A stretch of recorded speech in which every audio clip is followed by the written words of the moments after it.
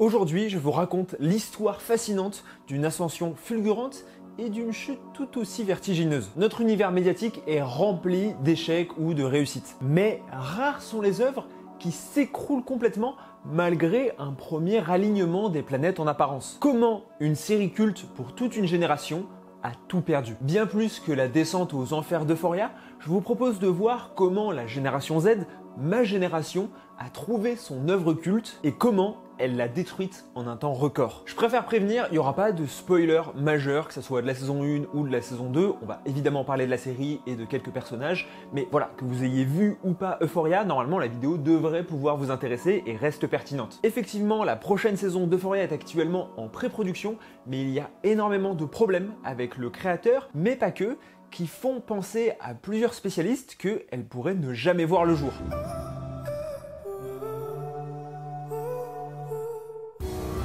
C'est quoi la série ou le film qui représente le mieux votre génération? En fait, c'était une question que je m'étais pas posée avant cette vidéo. Pourtant, en m'intéressant au downfall d'Euphoria, elle est revenue inlassablement. Et sa réponse ouvre des perspectives, autant sur la série HBO que sur notre environnement médiatique et même sur la génération Z en elle-même. Quand je parle de génération Z, je parle de toutes les personnes qui sont nées entre 1995 et 2005. C'est pas moi qui ai décidé de mettre des limites là. Si vous êtes né en 96, bienvenue au club. Si vous êtes né en 94, vous êtes trop vieux. Et si vous êtes né en 2006, vous regardez une vidéo sur Euphoria. Ah mais non, les 2006, ils ont quoi? Ils ont 18 ans. Ah non, ça va, c'est pas trop jeune. Les 2006, ils ont 18 ans. En fait, j'ai l'impression qu'il n'y a pas tellement de séries générationnelles pour cette génération, donc encore une fois 95-2005. Alors que pourtant, les précédentes en ont. Je veux dire, Friends, c'est clairement la série, peut-être pas des millennials, mais ceux d'avant. Les millennials, ils ont des séries comme Gossip Girl par exemple, qui représentent très bien cet aspect parfois un peu matérialiste, carriériste, très m'as-tu vu, début des réseaux sociaux des millennials. Je préfère prévenir, hein, quand je vais donner des caractéristiques des différentes générations, c'est absolument pas des attaques précises sur vous. D'ailleurs, la preuve, on va surtout parler de ma génération et on va parler de ses problèmes. Donc, il y a de grandes chances que vous soyez pas exactement comme ce que je décris des caractéristiques de la génération. C'est le principe, on est tous des êtres et des individus différents. Mais donc, pour la Gen Z, il n'y a pas grand chose. Game of Thrones, pour moi, c'est sorti trop longtemps. Et puis surtout, c'était plutôt des plus vieux qui regardaient et pas les gens nés entre 2000 et 2005 au moment de sa sortie. On peut penser à Stranger Things, qui est un énorme phénomène de pop culture. Hein. C'est absolument colossal. En tout cas, entre les années 2010 et les années 2020, on va se souvenir et ça va faire date, c'est sûr. Mais c'est une série qui est super intergénérationnelle. Donc pour moi, c'est compliqué de la cataloguer vraiment Gen Z. Sinon, j'ai pensé à 13 Reasons Why, dont on verra qu'il partage pas mal de traits communs avec Euphoria pour ce qui est des caractéristiques en lien avec la Gen Z. Mais il n'y a pas eu vraiment de succès critique, en tout cas au-delà de la saison 1. Aucun des acteurs du casting a vraiment fait une carrière derrière. Dylan Minnette, il me semble qu'il est plutôt redevenu chanteur. Catherine Langford, derrière, elle avait fait un film avec Netflix qui a flop. Elle a été coupée du montage d'Avengers où elle devait jouer la fille d'Iron Man. Et depuis, je l'ai pas vu dans grand chose. On pourrait dire Sex Education à la limite. Et cette difficulté à trouver une série générationnelle, elle s'explique assez facilement. On l'observe, je le répète dans toutes les vidéos, mais vous le savez, il y a une segmentation des niches. La multiplication des médias de masse qui fait que maintenant, on a notre téléphone, on a un ordinateur personnel souvent, et chaque individu, et notamment chaque jeune, a son propre média, et donc il va consommer son propre contenu. Du coup, en ce sens, on va avoir du contenu de plus en plus personnalisé. Là où avant, la télévision, il y avait un nombre de chaînes limité, et quand il y avait une série qui cartonnait, tout le monde la regardait, tout simplement parce qu'en fait, ils n'avaient pas trop le choix. Et d'ailleurs, c'est pour cette raison que vous êtes probablement de la génération Z et qu'il y a des chances que vous ayez jamais vu Euphoria et que vous vous disiez « non, moi c'est pas ma série générationnelle ». Mais sur ce cas, pour moi, Euphoria a vraiment réussi là où les autres ont échoué. Déjà, c'est une série qui va parler des problématiques de la Gen Z. La santé mentale, qui est absolument au cœur de toute la série et qui est un sujet qui préoccupe énormément les jeunes de nos jours. La sexualité, l'identité de genre, même la question de la drogue, même si je dirais pas que c'est spécifique à la Gen Z. De même, on y retrouve une énorme diversité dans le casting et dans les personnages, ce qui est pareil, souvent une demande des nouvelles générations. Là, Euphoria, on peut difficilement faire plus divers. Ce côté Gen Z, il se ressent aussi évidemment dans le ton de la série. On a un ton très cynique, désabusé, parfois le personnage principal de Roux brise le 4e mur. J'en avais parlé dans ma vidéo sur Euphoria qui analysait la saison 1. Il y a cette quête de sens qui en réalité n'a pas vraiment d'aboutissement. On est une génération à qui on a promis un avenir en enfer. Et donc logiquement on est très désabusé sur l'état du monde, l'avenir, ces choses-là. Et ça se ressent énormément dans la série. L'esthétique très colorée rappelle un peu le côté Tumblr, j'ai envie de dire. Et surtout les séquences de clips musicaux qui sont incessante. Toutes les 10 minutes, vous allez avoir au moins une musique qui est soit une musique très connue, un peu actuelle, soit souvent des musiques un peu nostalgiques qui vont venir parsemer des moments plus calmes. Et là, on retrouve bien cette caractéristique de la nouvelle génération qui a un temps d'attention et un niveau d'attention plus faible et qui a besoin d'avoir ces moments de clip, ces moments où il y a de la musique très fort, notamment dans les moments où il n'y a pas forcément de dialogue, où les personnages sont en introspection, pour pouvoir maintenir son attention. Si ça vous intéresse, il y a une chercheuse qui a fait une étude sur le sujet et qui s'est notamment intéressée aux 2 épisodes qui avaient été diffusés un peu spin-off entre la saison 1 et la saison 2 pour faire patienter les gens pendant le Covid. Il n'est pas très long en plus, donc je vous le conseille. Tous ces aspects de la série, ils vont rejoindre un peu ce que dit Jane Twenge, qui est une chercheuse, psychologue il me semble, qui a fait pas mal de recherches sur la question de la génération. Et pour elle, la génération Z, elle est caractérisée par un individualisme accru, avec des gens qui vont d'abord penser à eux-mêmes. C'est ce qu'on voit dans la série, avec principalement des introspections et des difficultés à avoir des relations saines avec leurs proches, parce qu'ils sont d'abord concentrés sur eux-mêmes, pour la plupart des personnages. Et surtout, selon elle, la génération Z est caractérisée par une période prolongée entre l'adolescence et l'âge adulte. Une transition qui serait encore plus difficile et encore plus longue. Et là, pour le coup, c'est exactement ce qu'on retrouve dans Euphoria, avec des adolescents qui sont au lycée et qui se comportent quasiment comme des adultes et à la fois qui sont ramenés à leur place d'adolescents constamment par leurs parents. Mais vraiment, ce qui parachève, selon moi, Euphoria comme une série générationnelle, bah déjà, c'est le succès commercial et critique, notamment de la saison 1, c'est l'impact dans la pop culture. Bon, déjà, au niveau des visuels, on commence un petit peu à revoir des choses qui ressemblent à Euphoria, mais même au niveau du casting. Zendaya, qui vient d'être dans le nouveau Dune, qui a marché sur le box-office, elle va être à l'affiche de Challengers, qui pourrait se faire une belle place. En parlant de comédie romantique, Sydney Sweeney, qui joue aussi dans la série, vient de relancer carrément le genre grâce à Anyone But You avec Glenn Powell, un genre qui était considéré comme mort depuis 10 ans en coproduisant le film et en étant en tête d'affiche. Elle vient de sortir un film d'horreur, Immaculate, qui pareil fait un bon score et a des plutôt bons retours. Et ça, c'est sans compter son apparition dans le chef-d'œuvre du 7e art, Madame Web. Et même Jacob Elordi, Jacob Elordi, il va falloir garder un œil sur lui parce qu'il sort d'une prestation assez impressionnante, je trouve, dans Priscilla, en Elvis Presley. Il a aussi joué dans Saltburn, qui a beaucoup fait parler, et il vient quand même de prendre la place d'Andrew Garfield dans le film Frankenstein de Guillermo del Toro. Autant dire qu'il est plutôt promis à un bel avenir. Donc Euphoria, ça aura été un moment très fort pour toute une génération, mais surtout un moment très fort qui risque de durer et dont on risque de se souvenir, notamment grâce à ces figures qui sont actuellement en train de s'imposer à Hollywood. Mais ça, c'est le début de l'histoire, où finalement, tout va bien. Mais vous connaissez le dicton, tout ce qui monte finit par descendre. Et la chute n'a étonnamment pas concerné la série, du moins au début. En fait, c'est sûrement pire, car elle a touché le cœur du réacteur, le créateur, Sam Levinson.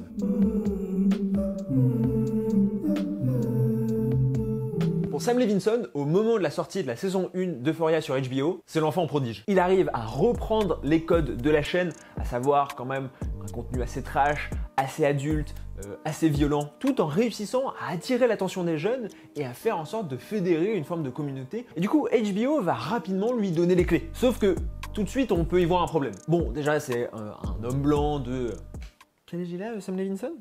40 ans, ce qui est, par rapport à ce que je disais tout à l'heure sur les aspirations de la nouvelle génération à vouloir de la diversité, c'est pas tellement dans les objectifs, mais surtout, c'est un énorme nepo baby. En effet, il est le fils de Barry Levinson, le réalisateur de Rain Man. Et puis rapidement, commence à y avoir des polémiques sur sa romantisation et son érotisation de la vie de lycéens et lycéennes. Parce qu'il faut le rappeler, les personnages d'Euphoria, ils ont 16-17 ans dans les premières saisons. Et il y a énormément de scènes de nudité, mais même de sexe, de drogue, qui sont assez dures et qui à la fois sont un peu romantisées. Typiquement, quand on parle du problème de l'hypersexualisation dans les séries, Euphoria est vraiment le meilleur exemple. Parce que pour moi, il est constamment en train de jouer avec la frontière. Dans le sens où c'est souvent montré de manière assez crue et c'est pas forcément valorisé, mais en même temps, il y a toute cette esthétique, comme j'ai dit, avec de jolies couleurs, avec de la musique, qui va venir néanmoins romantiser ça. Et quand on sait que c'est un homme de 40 ans derrière la caméra, bah il y en a qui l'accusent de juste assouvir ses désirs libidineux. Si je comprends cette attaque, pour moi elle est pas complètement valide parce que on peut pas demander uniquement à des gens de moins de 21 ans de réaliser des scènes sur la vie sexuelle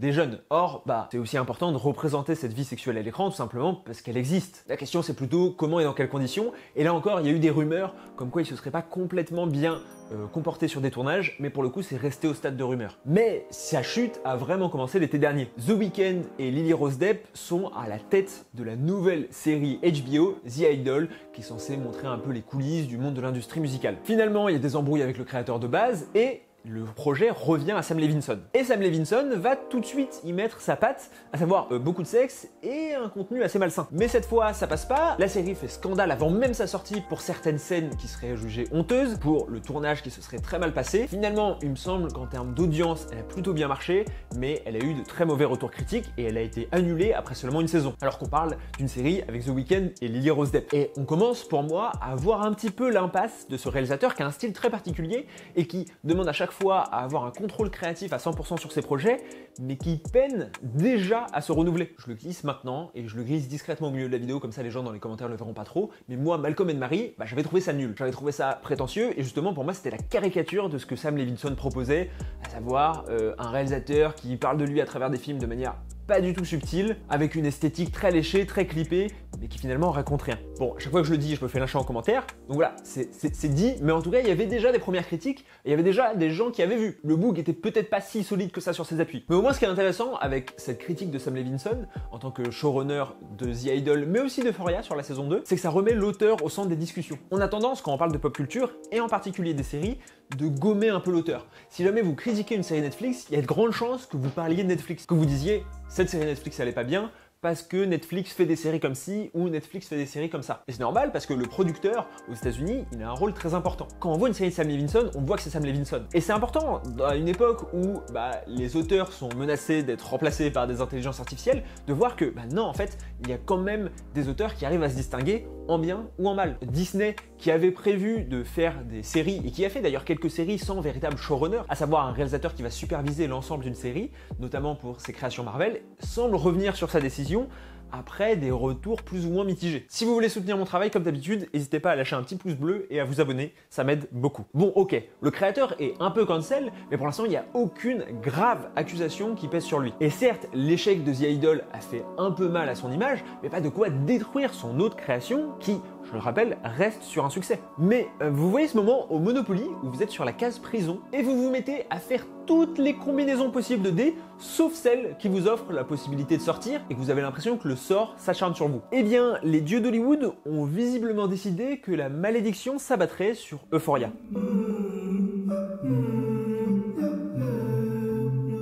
En août 2022, Barbie Ferreira, qui jouait le rôle de Kat, qui avait un rôle assez important dans la saison 1, un peu moins dans la saison 2, annonce qu'elle ne reviendra pas pour la saison 3 et qu'elle quitte son rôle. Les rumeurs veulent qu'elle se soit embrouillée avec Sam Levinson, elle a plus ou moins démenti, mais il y a des chances que ça soit le cas. Et pour cause, dans la saison 2, c'est probablement le pire personnage. Elle est constamment en retrait, et la seule scène où elle est le personnage principal, il faut le dire, c'est un peu...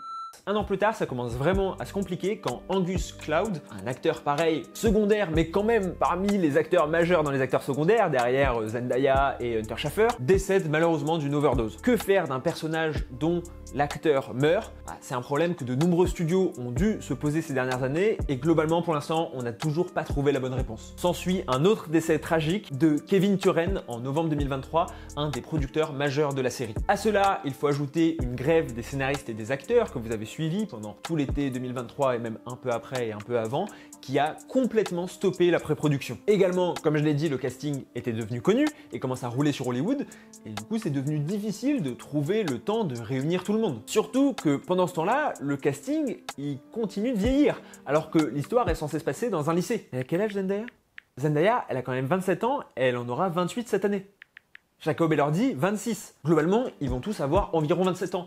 Et si on se moquait des années 90 et du début des années 2000 avec les trentenaires qui jouaient les lycéens, bon, ça serait bien de ne pas refaire exactement la même chose. C'est pour ça qu'il y a eu visiblement une proposition de faire un time jump de 5 ans et de retrouver les personnages adultes, qui pour moi me semble la seule solution viable, mais qui à la fois est super risquée parce que la puissance d'Euphoria c'était de voir des lycéens au lycée. Mais l'enfer s'est poursuivi puisqu'apparemment il y aurait de gros désaccords en interne sur le chemin à prendre au niveau de l'histoire. Un script où Rue, donc le personnage de Zendaya, deviendrait détective privé a été visiblement rejeté par HBO, tout comme une proposition de Zendaya elle-même que Rue devienne mère porteuse, avec toujours cette idée d'en faire plus ou moins un personnage secondaire, ce qui peut s'expliquer aussi par probablement l'agenda de Zendaya qui doit être très chargé, et donc c'est compliqué à mon avis de la faire porter une série de 8 épisodes d'1 heure. La série semble prise dans un engrenage ayant transformé sa pré-production en enfer, à tel point que certains pensent improbable qu'il existe un jour une saison 3. On pourrait se dire que c'est simplement la faute à pas de chance, que la conjoncture collait pas, mais je pense pas. N'oubliez pas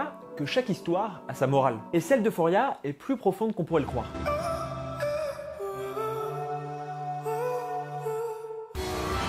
Déjà, un des vrais problèmes auxquels est confronté Euphoria, c'est le mode de consommation de la jeune génération. Il y a environ 3 ans qui s'écoulent entre chaque saison d'Euphoria, ce qui est quasiment impensable. Breaking Bad, Game of Thrones ou même Friends, c'était une saison par an. Et c'est d'autant plus impensable pour une génération qui est habituée au binge-watching. Il y a d'ailleurs une étude qui a été faite sur le sujet de la génération Z et sur ses habitudes de consommation, notamment des séries, et qui prouve que effectivement la jeune génération a tendance à se lasser assez rapidement, à aller d'une plateforme de streaming à l'autre, à changer de série et à ne pas vraiment s'attacher concrètement à un mode de diffusion, à un diffuseur ou à une série en particulier. C'est d'autant plus problématique pour une série qui est censée être générationnelle. Le principe d'une série générationnelle, c'est qu'elle va grandir avec la génération qu'elle porte. Friends, on a vu les personnages grandir et on a vu leurs problématiques grandir en même temps que cette génération qui regardait. Au début, c'était le rejet du mariage, notamment du côté de Rachel, le fils de Ross avait une place assez peu importante, et petit à petit, plus les saisons avançaient, plus la question c'était est-ce qu'on va avoir un enfant, est-ce qu'on va se marier, etc. Ce qui s'adaptait avec la population qui regardait et qui vieillissait en même temps. Or ici, l'audience qui a regardé Euphoria en étant à la fin du lycée en 2019 au moment de la première saison, je sais, c'est moi, elle est en train de finir ses études. Et elle est complètement passée à l'âge adulte. Si la série s'adressait à la génération Z, elle est aussi en train de se piéger avec les mêmes habitudes de cette génération. De même en ce qui concerne la culture participative. C'est un concept qui a été notamment poussé par Henry Jenkins et qui stipule que aujourd'hui on a une culture de plus en plus participative, à savoir que les fans ou même les gens qui regardent vont de plus en plus participer aux œuvres qu'ils consomment. Donc ils vont réagir sur les réseaux sociaux, faire des TikTok, faire des tweets, faire des edits. Ça a participé au succès d'Euphoria. Mais aujourd'hui, c'est aussi en train de se retourner contre elle. On a vu une amélioration nette du décodage et de la littératie de cette jeune génération. Et en termes de culture participative, on a vu par exemple fleurir des vidéos comme les miennes qui vont venir décrypter des séries, mais aussi les critiquer. Si vous regardez un petit peu des vidéos qui critiquent Euphoria, il y en a plein, notamment d'anciens fans déçus. Et enfin, la problématique pour Euphoria de continuer à s'adapter à cette génération Z, au-delà du rythme de diffusion, au-delà de la culture participative, c'est qu'elle est face à une génération qui est extrêmement liquide. La modernité liquide, c'est un concept pour le coup de Zygmunt Bauman. C'est un chercheur polonais et qui distingue deux modernités différentes, la modernité solide qu'il a connue lui, et c'était au moment des guerres mondiales au début du XXe siècle jusqu'à la moitié, jusqu'aux années 60 à peu près, où les institutions étaient très fortes, la famille, la religion, l'école, etc. Et depuis, selon lui, ça s'est liquidifié. Donc aujourd'hui, il y a une baisse des institutions, on en a parlé dans ma vidéo sur la religion, que je vous conseille d'ailleurs, et du coup, il faut plus penser les gens en termes de blocs, mais plutôt en termes de réseau. Et c'est exactement ça pour la génération Z, et c'est ce que je vous disais au début, il y a de grandes chances que vous vous reconnaissiez pas dans les caractéristiques que j'ai données de la génération Z, même si vous en faites partie, et que vous ayez jamais reconnu Euphoria comme votre série générationnelle, tout simplement parce que la génération Z, c'est pas vraiment un bloc, c'est vraiment un réseau, elle est vraiment liquide, et surtout, elle évolue extrêmement vite, elle s'adapte à son environnement constamment. Et donc, c'est très dur pour une série de viser juste, et surtout de viser juste sur la durée. Si en 2019, la saison 1 d'Euphoria, elle a visé exactement juste sur les problématiques de la génération Z à ce moment-là, il y a peu de chances qu'en 2025, les problématiques soient les mêmes, et que ce qui vise juste, ça soit la même recette. Or, la recette n'a pas changé, puisque Sam Levinson, il n'a pas de raison de changer sa vision. Mais surtout, ce que met en lumière Euphoria pour moi, c'est que cette liquidité, elle touche quasiment Hollywood. Hollywood, à la base, c'est des grosses institutions, c'est des grosses productions qui sont un peu too big to fail. Sauf qu'aujourd'hui, on le voit, les structures de base, elles sont vacillantes. Que ce soit les salles de cinéma ou même les gros studios qui rencontrent de grosses difficultés, à l'image de Disney ou de Warner qui doit être racheté depuis des années. Les cadres sont en difficulté. Même des franchises comme Star Wars ou Marvel qui paraissaient ne pas pouvoir connaître l'échec commencent à connaître des premiers revers. Et c'est ça que représente selon moi la menace qu'Euphoria soit annulée, c'est qu'aujourd'hui n'importe quelle série, n'importe quel film, même tourné, même très avancé en pré-production, peut être annulé. On l'a vu avec le film Coyote vs Acme ou Bad Girl, qui sont deux films qui sont tournés et quasiment finis dans un cas et même complètement finis dans l'autre cas, qui ne sont simplement pas sortis pour des raisons administratives et des raisons pécuniaires. La pop culture est extrêmement précaire. Ça veut pas dire qu'elle engrange pas des milliards d'euros tous les ans, elle continue à plutôt bien se porter au global, mais individuellement, chaque projet est plus précaire qu'avant. Là où à mon avis c'était impossible de voir Friends s'arrêter au bout de 3 saisons, et aujourd'hui c'est possible pour Euphoria. C'est pas exactement la même chose, mais c'est pour dire que même des séries qui cartonnent, même des séries qui semblent remplir toutes les cases, l'environnement est tellement précaire que elles aussi, elles peuvent s'écrouler. Finalement, elle tient là pour moi la vraie morale autour de cette descente aux enfers d'Euphoria. Ironiquement, alors peut-être que c'est mon avis biaisé et vous me le direz, de toute façon vous me direz ce que vous pensez d'Euphoria en tant que série générationnelle et même de l'environnement médiatique contemporain, mais pour moi, si jamais Euphoria venait à être annulée au bout de 2 saisons, après avoir marqué toute une génération, bah en fait ça serait peut-être le meilleur symbole justement de cette génération Z qui subit et qui vit un environnement extrêmement précaire, où les structures et les cadres sont vacillantes, et même ce qu'on pense être des succès peuvent finalement ne même pas réussir à voir le jour jusqu'au bout. En vrai, premier degré, j'attends vraiment votre avis en commentaire sur le sujet. Est-ce que vous voyez aussi d'autres séries ou d'autres films qui pourraient être générationnels de la Gen Z? J'en vois pas beaucoup, mais ça m'intéresserait premier degré beaucoup, hein, je vous dis pas ça juste pour mettre des commentaires. Voilà, c'était juste une petite vidéo pour réagir un petit peu à la descente aux enfers d'Euphoria. On se retrouve très bientôt dans 2 semaines pour une nouvelle vidéo et à la fin du mois, normalement si tout se passe bien, pour mon documentaire sur l'histoire des youtubeurs. J'ai vraiment très hâte, je travaille très dur dessus. Merci beaucoup d'être resté jusqu'à la fin. C'était Adam Bros. Ciao!